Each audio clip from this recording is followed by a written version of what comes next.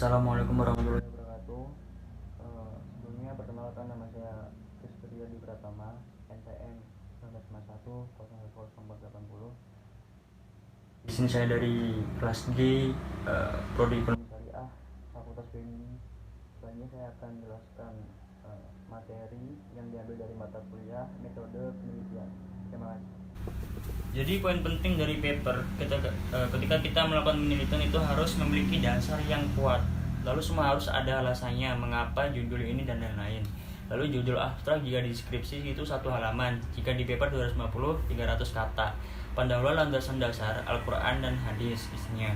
Lalu konsep pembahasan 1, 2 tawaran penulis, kesimpulan dan saran juga referensi.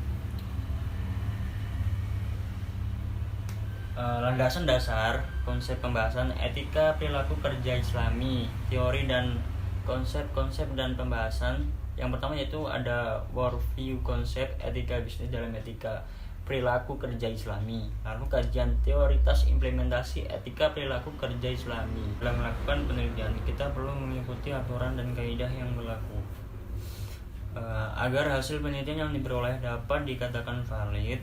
Maka metode penelitian pada dasarnya merupakan cara ilmiah yang untuk mendapatkan sebuah data dengan tujuan dan kegunaan tertentu.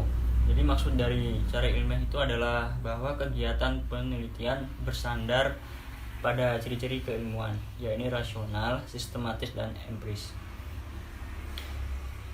Rasional berarti kegiatan penelitian yang dilakukan masuk akal sehingga dapat dijangkau oleh penalaran manusia.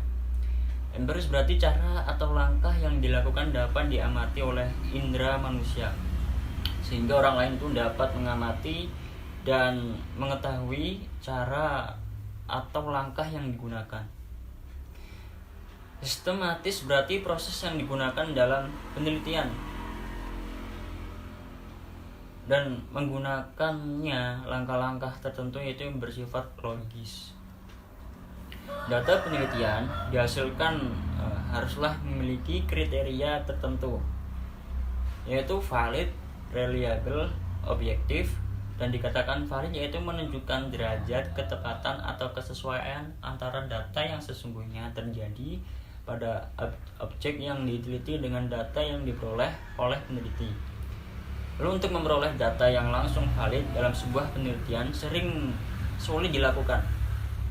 Maka dari itu data yang sudah terkumpul sebelum diketahui validitasnya dilakukan pengujian reliabilitas dan objektivitas. Data yang reliable adalah objektif, biasanya akan valid. Sebaliknya data yang valid pasti reliable dan objektif. Secara umum ada 3 metode penelitian yang umum digunakan terutama dalam penulisan skripsi, tesis, dan disertasi. Jadi ketiga metode penelitian itu terdiri dari metode penelitian kuantitatif, metode penelitian kualitatif, dan metode penelitian kombinasi. Yang pertama itu ada metode penelitian kuantitatif.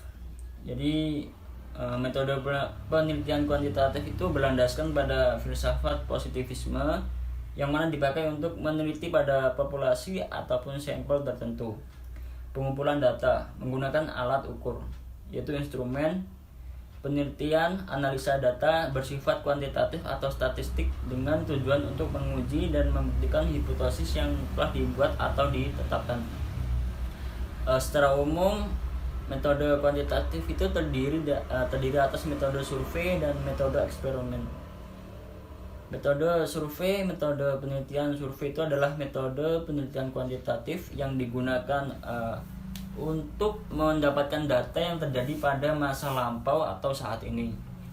Itu tentang keyakinan, pendapat, karakteristik, perilaku, hubungan variabel, dan untuk menguji beberapa hipotesis tentang variabel sosiologis dan psikologis yang diambil dari sampel dari populasi tertentu. Teknik pengumpulan data dengan pengamatan yaitu dengan cara wawancara atau kuesioner. Lalu dan hasil penelitian cenderung itu digunakan digeneralisasikan metode eksperimen yaitu metode penelitian kuantitatif yang digunakan untuk mengetahui pengaruh variabel independen. Presentasi dari saya dari awal sampai akhir. Apabila ada kata-kata kurang jelas, kurang baku, saya minta maaf yang sebesar-besarnya. Saya akhiri. Wassalamualaikum warahmatullahi wabarakatuh.